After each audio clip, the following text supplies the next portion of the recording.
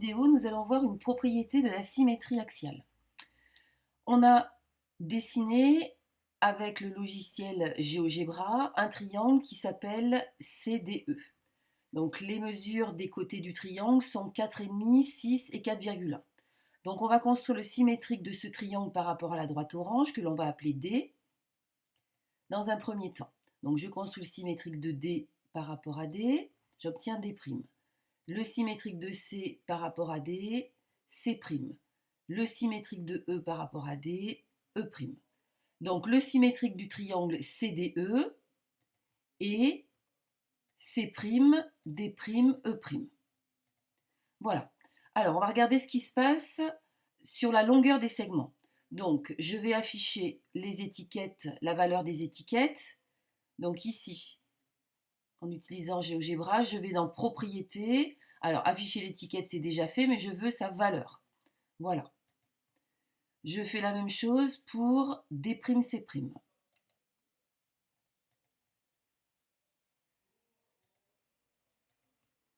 Et enfin, la même chose pour E'C'.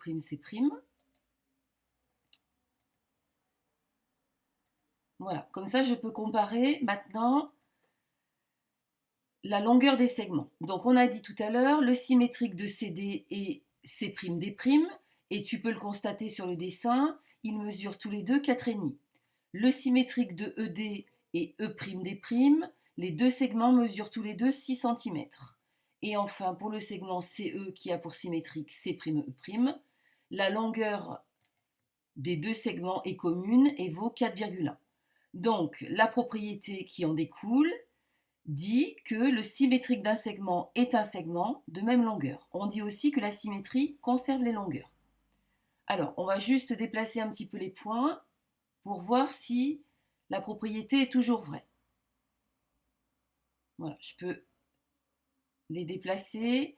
Là, tu vois que le segment ED qui a pour symétrique E'D' fait toujours 6. Bon, donc la longueur des segments CD et DE ne bouge pas dans cette vidéo. La seule qui bouge, c'est CE. J'ai construit mon triangle CDE au départ comme ça. Donc si je déplace le point E, je vois bien que la longueur du segment CE bouge, mais son symétrique vaut toujours la même valeur. Voilà, donc la symétrie conserve les longueurs, c'est-à-dire transforme un segment en un segment de même longueur. Cette vidéo est terminée.